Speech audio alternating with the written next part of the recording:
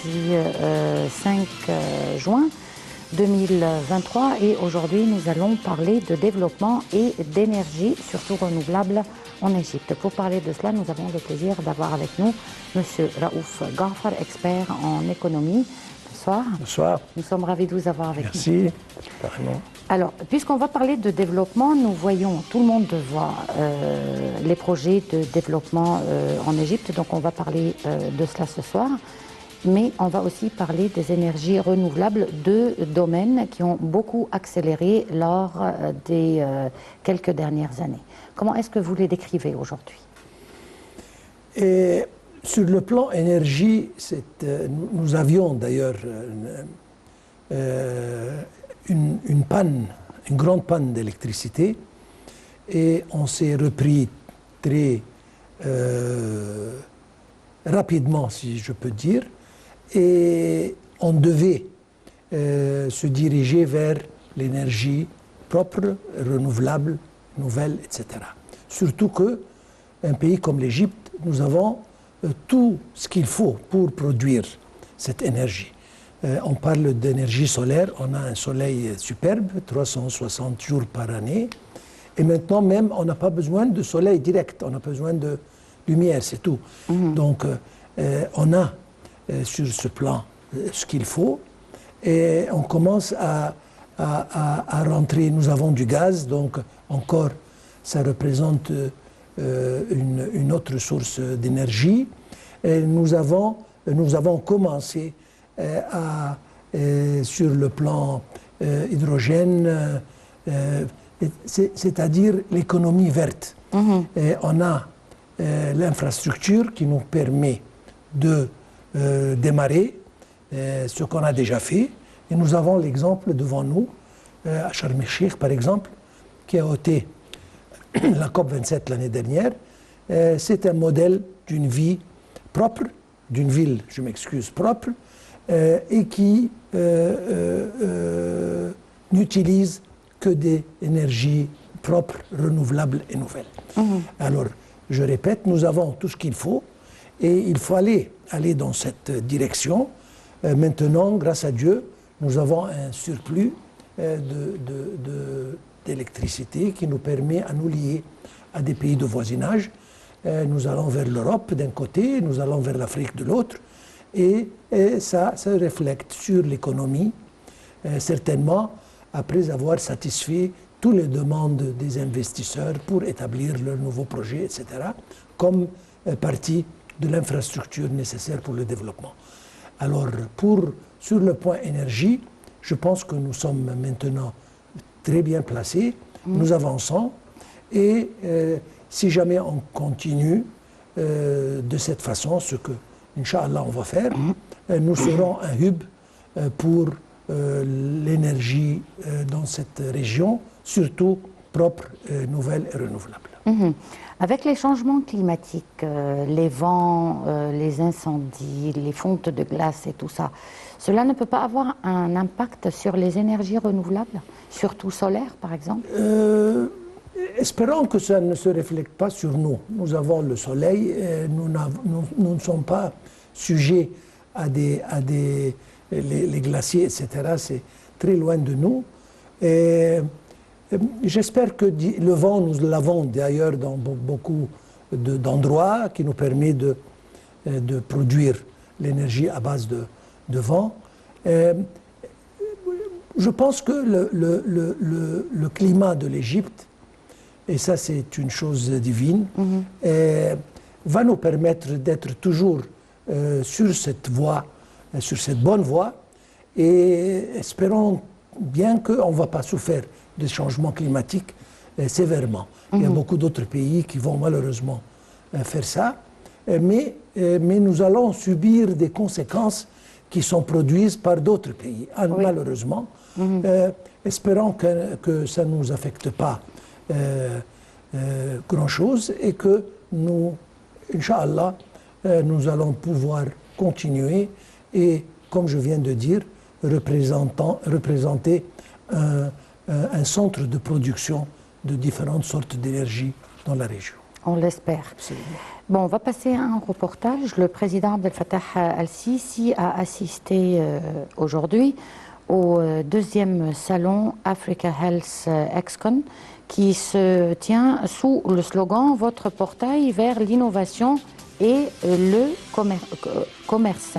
Organisé au centre des conférences d'Al Manara, le salon est le portail de l'Afrique et de l'Égypte vers l'innovation et le commerce est le point de rencontre entre les sociétés mondiales opérant dans le domaine médical.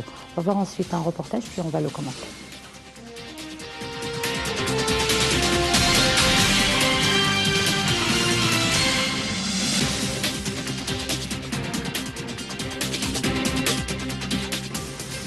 Le président Abdel Fattah el-Sisi a assisté aujourd'hui à l'ouverture du deuxième salon Africa Health Excon, qui se tient sous le slogan Votre portail vers l'innovation et le commerce, organisé au centre des conférences d'Al Manara. Le salon est le portail de l'Afrique et de l'Égypte vers l'innovation et le commerce et le point de rencontre entre les sociétés mondiales opérant dans le domaine médical. Ont assisté à l'inauguration le Premier ministre Mostafa Madbouli, le ministre de la Santé et de la Population Khaled Abdel Ghaffar et un nombre de ministres et de hauts responsables de l'État. Africa Health Excon est un salon annuel organisé par le Central d'achat public des dispositifs médicaux et produits pharmaceutiques égyptienne Unified Procurement Authority. Il est considéré comme l'un des principaux hubs continentaux pour l'innovation et le commerce en Afrique. Il est une véritable plateforme durable qui rassemble les acteurs mondiaux de la santé. La première édition a rassemblé 368 exposants internationaux, 75 pays des 5 continents, 5 pavillons regroupant des délégations étrangères, 24 conférences santé, 350 sessions éducatives et médicales, 46 sponsors, 2000 délégués des institutions médicales publiques africaines et du Moyen-Orient et totalisé 43 503 visiteurs professionnels œuvrant dans le domaine de la santé. Africa Health Excon est un temps fort du secteur en Égypte, rassemblant sur 4 jours plus de 45 000 professionnels. Biotech, MedTech, CRO, CDMO, dispositifs médicaux, HealthTech, investisseurs et groupes pharmaceutiques. L'Afrique cherche à s'imposer comme un grand incubateur de l'innovation dans la filière santé. Avec l'augmentation de ses capacités sanitaires, des mécanismes de couverture universelle, de la montée en puissance du secteur privé hospitalier, l'Afrique poursuit sa dynamique de développement dans le domaine de la santé, soutenue par la mobilisation des partenaires multilatéraux et bilatéraux.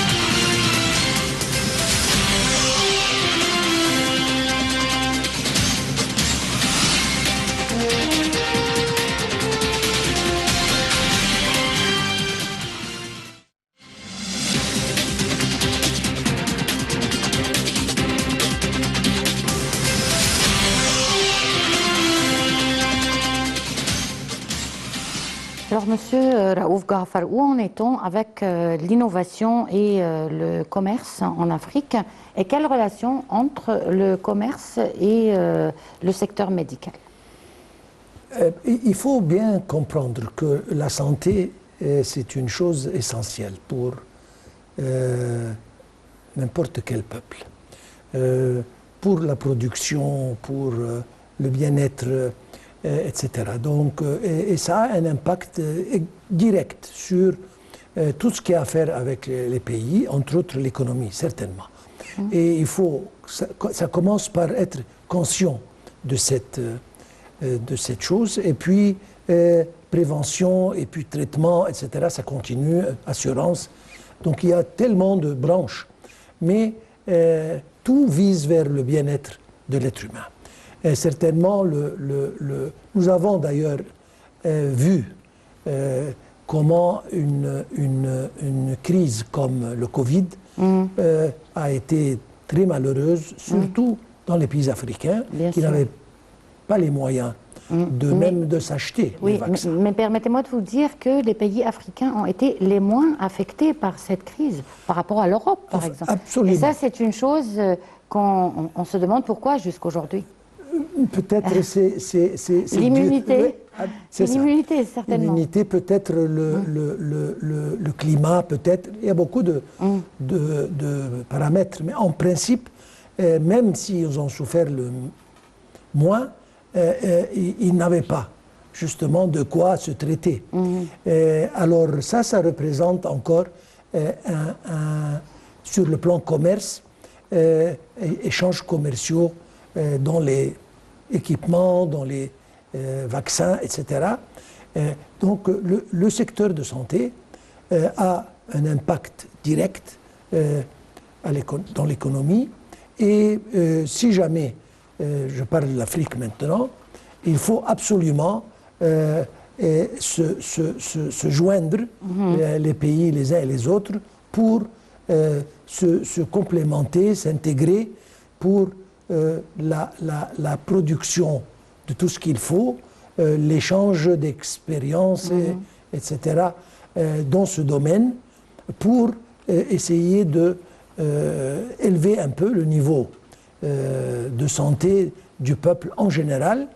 Et une fois que la santé d'un individu est bonne, il devient un élément productif, il devient un joueur actif dans l'économie de son pays.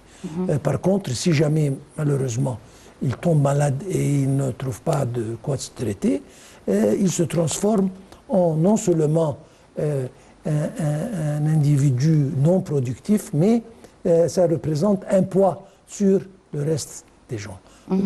Donc je répète, c'est très important de considérer la santé comme une chose essentielle pour le développement et pour le bien de l'économie.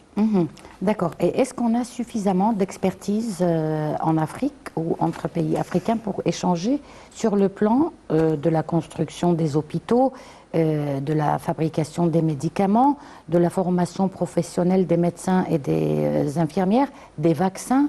Est-ce que nous avons en Afrique cette autosuffisance? Peut-être pas à 100%, mais nous avons vu d'ailleurs en Égypte comment ça a commencé. Avec, je répète, le Covid, on avait un manque de vaccins. On a importé l'expérience des autres pays, le savoir-faire des autres pays, et on a commencé notre propre production pour l'autosatisfaisance en Égypte et puis pour exporter pour les marchés. Sur le plan, comme vous avez dit, construction, etc., des pays comme l'Égypte et peut-être 3-4 autres pays dans le continent africain ont ce qu'il faut pour justement exporter cette expertise aux autres pays. Sur le plan production de médicaments, etc., il y a beaucoup de sociétés internationales qui opèrent à partir de l'Égypte et sous licence ou pas, mais on produit un grand pourcentage des médicaments qui nous permet justement encore de couvrir les marchés africains. Peut-être sur le plan équipement, nous n'avons pas tellement et nous sommes obligés d'aller vers l'importation, mais disons à 50, 60, 70% de tout ce qu'il faut, nous les avons. Et ça va nous permettre de, si jamais on s'entraide, de couvrir une grande partie de ceci et avoir recours à des choses minimum pour justement hausser le niveau de santé partout en Afrique. Et qu'est-ce qui nous manque aujourd'hui, et surtout en Égypte, pour la fabrication d'équipements hospitaliers? C'est les matières premières ou bien c'est l'expertise? Expertise plutôt. La matière première, ça existe, on peut l'importer, etc. Mais on doit avoir expertise. Et surtout que ça traite avec des choses très délicates. Donc, comment dire, la productivité doit être assez élevée. La compétence doit être assez élevée. Donc, la précision doit être assez élevée. Ça demande beaucoup de choses qu'on doit apprendre.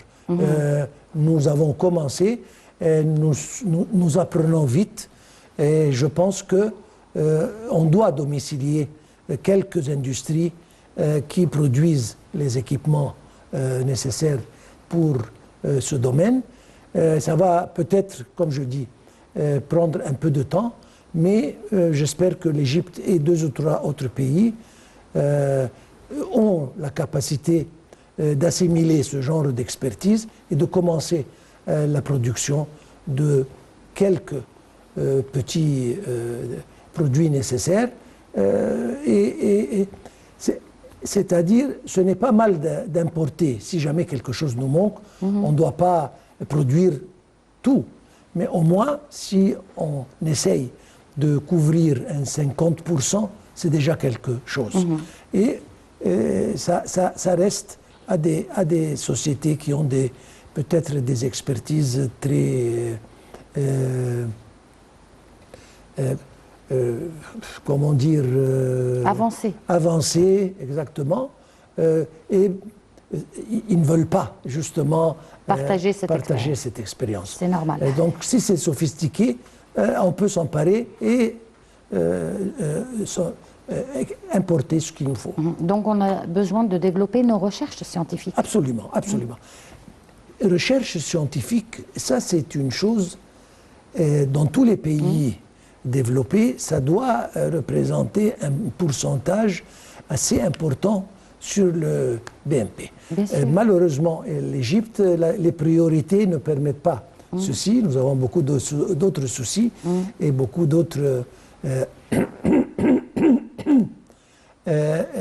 problèmes à traiter, mais on doit, franchement, surtout dans certains domaines, on doit dépendre sur nous-mêmes parce que sinon, nous voyons ce qui arrive autour de nous. Il y a beaucoup de pays industrialisés, avancés, etc., qui empêchent que ce genre d'expertise soit exporté. Alors on doit franchement dépendre sur nous-mêmes et essayer d'augmenter le taux dirigé vers la recherche scientifique, parce que ça c'est une chose très très importante. Nous avons des voisins, sans mentionner les noms, qui sont très avancés. C'est le premier. Exactement. Voilà. Bon, et sur le plan de l'état de santé en général en Afrique, la mortalité, les propagations de maladies, les guérisons, où en est-on? Ça avance, mais nous sommes toujours... Je ne parle pas de l'Égypte. Hein, non. Il y a beaucoup de choses qui manquent. Oui. C'est-à-dire, dans beaucoup de pays, il n'y a pas de... on parle de suffisamment de lits d'hôpitaux, par exemple. Même si on garde la partie médicale à part, on parle pour arriver même dans certains villages, c'est difficile. Donc on parle de communication, on parle de transport, on parle de réseau routier, beaucoup d'infrastructures qui manquent, électricité, etc. on doit démarrer par ici pour essayer de emporter tout ce qu'il faut chez eux. On ne peut pas transporter une personne qui a besoin d'un traitement, etc. C'est difficile, mais on doit lui envoyer ce qu'il faut chez lui. Ça demande beaucoup de travail, beaucoup d'infrastructures. On a commencé, il y a beaucoup de pays qui manquent, mais ça va venir sans doute. Bon, on va passer à notre deuxième reportage. L'Égypte cherche à élargir la contribution des énergies renouvelables dans le mix énergétique. Dans cette optique, de nouvelles conventions signées pour la production de l'énergie éolienne. Un protocole d'accord a été signé entre les autorités égyptiennes de l'énergie et un consortium industriel pour la construction et l'exploitation d'un parc éolien de 3 gigawatts.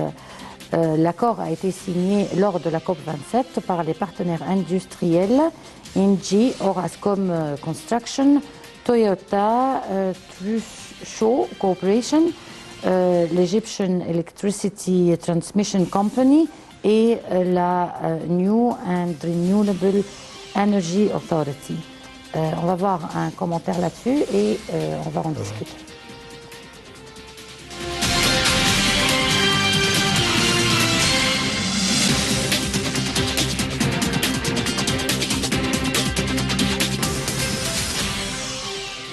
L'Égypte cherche à élargir la contribution des énergies renouvelables dans le mix énergétique. Dans cette optique, de nouvelles conventions signées pour la production de l'énergie éolienne.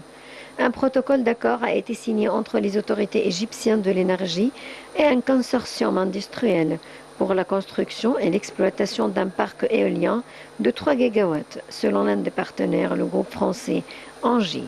L'accord a été signé lors de la COP27 par des partenaires industriels. Le projet sera pleinement opérationnel fin août 2025 et sera alors la plus grande centrale éolienne terrestre du portefeuille d'Engie. Également, Red Sea Wind Energy devrait développer la plus grande ferme éolienne d'Afrique en Égypte. Le projet sera construit et exploité par Red Sea Wind Energy et devrait être opérationnel à partir du troisième trimestre de 2025. Red Sea Wind Energy va construire cette nouvelle ferme éolienne onshore de 500 MW en Égypte. Le projet situé dans la région du Golfe de Suez sera la plus grande ferme éolienne d'Afrique. Elle s'inscrit dans l'engagement du pays à faire la transition vers une énergie propre, à réduire les émissions de carbone et à atteindre son objectif en matière d'énergie renouvelable. L'énergie produite sera vendue à la compagnie de transmission d'électricité égyptienne sur une période de 25 ans. Selon une infographie du Centre d'information et de soutien à la prise de décision du Conseil des ministres, l'Égypte est l'un des plus grands producteurs d'énergie renouvelable en Afrique depuis 2010. Le pays est devenu le deuxième plus grand pays producteur d'énergie solaire. On est le troisième plus grand pays producteur d'énergie éolienne en monte énergétique reçue par l'Égypte au cours de la période Afrique en 2020. Selon l'infographie, ce résultat revient à l'augmentation de ses capacités de production d'énergie solaire et éolienne, précisant que l'Égypte avait grandement bénéficié de la bonne utilisation des investissements dans les énergies renouvelables qu'elle avait reçus au cours de la période 2010-2020. Et l'IDST a souligné que le volume des investissements entre 2010 et 2020 s'élevait à 8,2 milliards de dollars.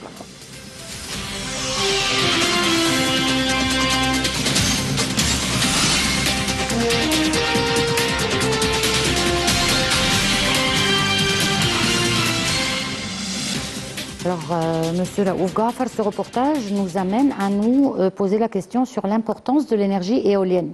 C'est important, un type d'énergie propre, certainement. Nous avons en Égypte quelques endroits où il y a suffisamment d'air pour cette production. Et malheureusement, à comparer aux autres types d'énergie renouvelable, la production n'est pas si grande.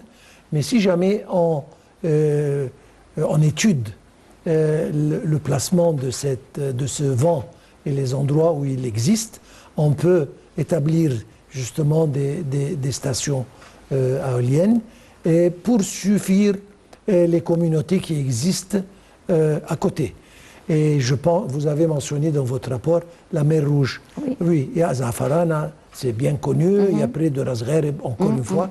Donc, dans cet endroit, il y a pas mal d'air, pas mal de vent, je veux dire, qui peut être un élément principal pour la production de ce genre d'énergie. On a commencé, oui, et on peut voir, si jamais quelqu'un va à Hurghada, il peut très bien remarquer ce genre de moulin qui travaille, mais en principe, je vais répéter, bien que la production n'est pas si grande, mais on peut justement s'en servir dans les communautés à côté. Et c'est une énergie propre, c'est une énergie qui n'est pas coûteuse, donc à la fin du compte, c'est une chose bonne, non seulement pour le climat et pour la santé, etc., mais même pour l'économie. Et cette énergie éolienne, est-ce qu'elle peut être exportée ou bien c'est pour un usage local uniquement? C'est-à-dire théoriquement, oui. C'est-à-dire c'est une grid, c'est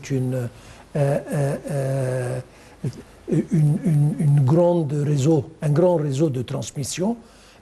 On peut joindre une centrale éolienne à ce réseau, et puis si jamais on n'a pas besoin de la production dans les alentours, on peut justement viser ça vers le réseau qui existe. Donc c'est toujours une valeur ajoutée si jamais on peut faire ça. D'accord. Dans le reportage, on a vu que l'Égypte actuellement, elle occupe un rang assez avancé sur le plan des énergies. Comment cela va se refléter sur l'économie en Égypte et la qualité de vie des citoyens? C'est-à-dire, sûrement ça va viser vers le bien de l'économie.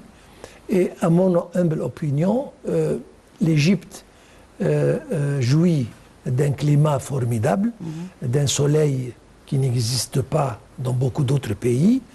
Et il faut, bien que ça soit un peu coûteux sur le plan investissement ou valeur initiale, etc., mais le soleil, si jamais on l'exploite mieux ou plus, si je veux dire, l'énergie solaire peut représenter une force motrice géante pour l'économie égyptienne. Si on l'exploite plus ou mieux, c'est-à-dire qu'on va l'emmagasiner et qu'on va l'exporter? Oui, certainement, certainement. Je parle de production. Maintenant, comme je viens de dire il y a quelques minutes, nous sommes liés partout. Donc si jamais on a en plus, on peut exporter et ça représente quelque chose de très propre et qui peut être produit facilement dans beaucoup d'endroits. Nous voyons des autres pays arabes qui ont fait ça. Ils ont des stations solaires immenses. Nous avons une déjà à Bemben, près d'Aswan. Mais si jamais on répète cet exemple ailleurs, on peut avoir une production vraiment considérable qui peut, justement, comme vous l'avez dit, rentrer dans le réseau et qui permet d'exporter, et ça se reflète, encore une fois, directement vers l'économie. Est-ce que le but d'avoir ces champs d'énergie, c'est pour une exportation ou bien c'est pour un usage personnel des citoyens? Consommation locale, certainement, c'est important.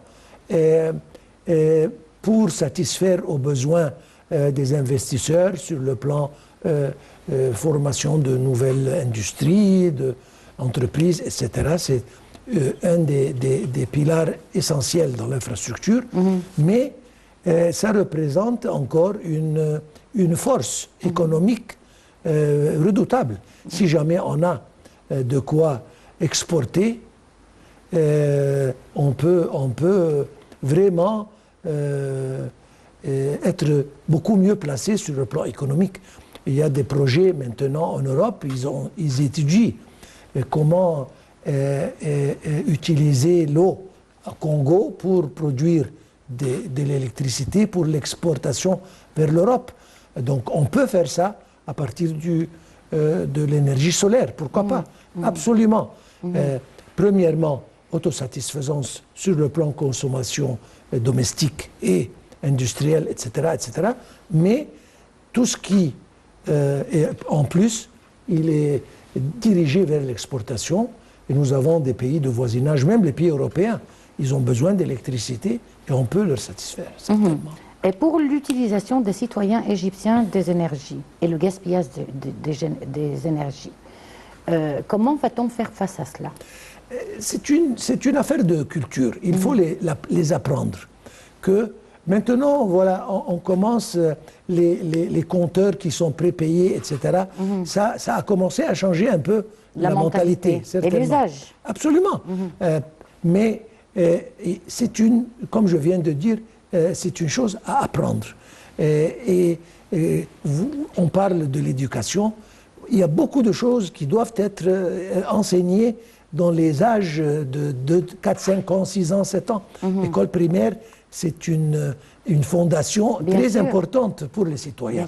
Ce genre de choses doit. Et tant que la chose est bon marché, il n'y a pas beaucoup de choses qui sont bon marché maintenant, mais l'utilisation et l'usage augmentent. Mais si jamais c'est bien calculé, tout le monde va justement s'en servir d'exactement ce qu'il a besoin. Et le gaspillage va disparaître petit à petit. D'ici quelques années, nous n'allons pas avoir ce genre de gaspillage. Mais vous avez certaines pratiques dans des pays comme le Japon, je dirais par exemple, où il y a des lois vraiment très très strictes concernant par exemple, et l'Allemagne, le fait de trier les déchets, le fait d'ajuster les climatiseurs, même si on a des compteurs et qu'on paye des factures, etc., à une certaine température, les robinets partout où ils ont... C'est infrared. Voilà, c'est infrared, ça ne coule pas toute la journée. C'est-à-dire des pratiques comme ça qui pourraient aider à avoir un meilleur usage des énergies. Pourquoi elles ne sont pas encore mises en place? Premièrement, c'est cher, c'est coûteux. On peut faire ça commence à faire ça dans des hôtels, peut-être dans des usines, dans des sociétés, dans des banques, etc., qui peuvent. Mais dans les appartements, c'est encore très coûteux. Donc ça, c'est un défi qui les qui se présente. de l'État, au moins, absolument. les ministères, Mais les écoles. absolument. On voit ça. Et comme je viens de dire, c'est une affaire de culture. Si on parle haut, pour faire nos ablutions, on peut utiliser justement un verre d'eau et on peut utiliser 5 litres d'eau. Bien sûr. Donc ils doivent comprendre pour le lavage des voitures aussi. C'est ça. Même chose. Au milieu des rues, etc. C'est une culture et ils doivent l'apprendre. Et nous espérons surtout que nous avons besoin de cette eau. Si on parle d'eau, l'Égypte a besoin d'eau. Le monde. Absolument. Si on parle d'électricité, nous voyons maintenant tout va électrique. Le métro, c'est électrique, le TGV, c'est électrique. Maintenant, les transports, les bus. C'est ça. Donc, on a besoin. Monsieur Raouf Ghafar, c'était un plaisir de vous avoir avec nous. On arrive à la fin de cette édition de Direct et on va vous laisser, chers téléspectateurs, avec notre dernier reportage. Le président Abdel Fattah al-Sisi a participé via visioconférence à une réunion avec des présidents africains pour discuter de l'initiative africaine de médiation dans la crise russo-ukrainienne, exprimant l'aspiration de l'Égypte à ce que cette initiative contribue au règlement du conflit russo-ukrainien. Et on l'espère vivement également. Je vous laisse avec le reportage et à demain avec un nouveau collègue et une réédition de Direct. Le président Abdel Fattah el-Sisi a participé via visioconférence à une réunion avec des présidents africains pour discuter de l'initiative africaine de médiation dans la crise russo-ukrainienne, exprimant l'aspiration de l'Égypte à ce que cette initiative contribue au règlement du conflit russo-ukrainien. On prépare à la réunion le président des Comores, Ousmane Razeli, également président de l'Union africaine, le président de l'Afrique du Sud, Cyril Ramaphosa, le président du Sénégal, Macky Sall, le président d'Ouganda, Yoweri Museveni et le président zambien, Hakainde Hichilema. a déclaré le porte-parole de la présidence de la République, le conseiller Ahmed Fahmi. Au cours de la réunion, les dirigeants africains ont discuté des détails de l'initiative africaine de médiation entre la Russie et l'Ukraine, soulignant que l'Afrique a un intérêt certain à travailler pour mettre fin à ce conflit, compte tenu de ses énormes effets négatifs sur les pays africains et le reste du monde, dans un nombre de secteurs vitaux tels que la sécurité alimentaire et énergétique et le financement international, ainsi que l'importance de cela pour soutenir la stabilité et la paix internationale. Au cours de la réunion, le président a exprimé l'aspiration de l'Égypte que l'initiative africaine contribue au règlement du conflit russo-ukrainien, à la lumière des relations étendues entre les pays du continent africain et les deux pays. En plus, les multiples dimensions de cette crise qui ont dépassé ses frontières géographiques pour inclure différentes régions du monde, notamment en Afrique et au Moyen-Orient, et au niveau des pays en développement qui sont les plus touchés par les répercussions de la crise.